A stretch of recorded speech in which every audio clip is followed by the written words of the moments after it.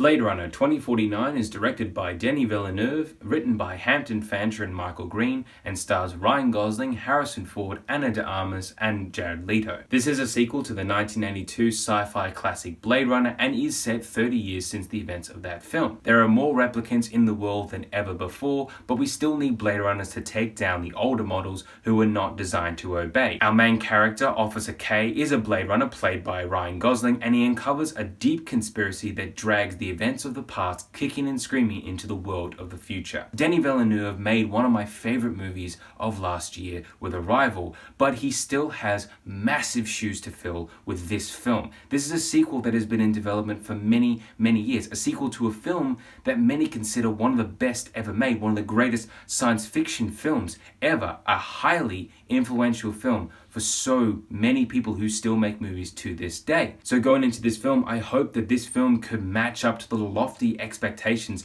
that not only the first film had set, but also the fact that many reviewers that I respect were praising this film. The real question is, does this sequel match up to the original? Oh yeah, it does. I think that this film just touched me in a special kind of way. I was not really expecting this movie to actually make me deeply care about the characters, because sure, the first one, it is a favorite of mine, but I don't really care for the characters too much. The main reason why people love Blade Runner is the visuals. So Blade Runner 2049 does have those amazing visuals. That's what you expect. But it still actually makes you care about characters. That was truly incredible. That comes down to the actors, to the writing, to the direction. Denis Villeneuve has crafted this wonderful exploration of many different themes. Themes that the first movie had touched upon, and this movie explores deeper. He builds upon the world that was teeming with life already, the world of Los Angeles in 2019, and he still makes it as incredible to watch. There are so many different new things that he's put in there that make you think like, wow, this world is just brimming with creativity, with pure imagination, just like the first one was. He holds so long on so many shots. When I'm watching this film, I usually think, okay, well, you can cut here, but no, he keeps going. He lets you linger on different frames just that little bit longer so you can get every kind of detail out of it.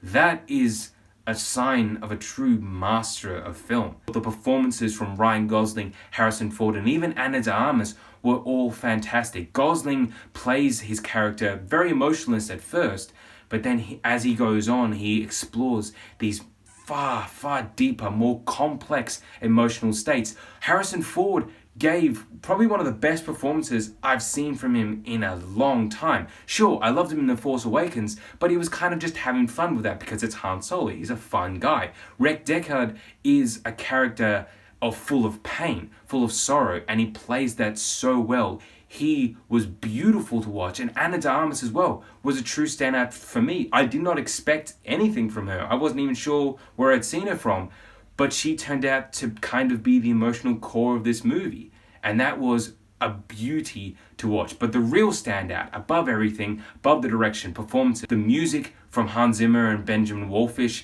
is pretty awesome. The main thing that is hooking people in, that is blowing minds, is Roger Deakins' cinematography. This is a cinematographer who has already pioneered what a camera can tell an audience, and he still finds new ways to explore light, shadow, color, movement.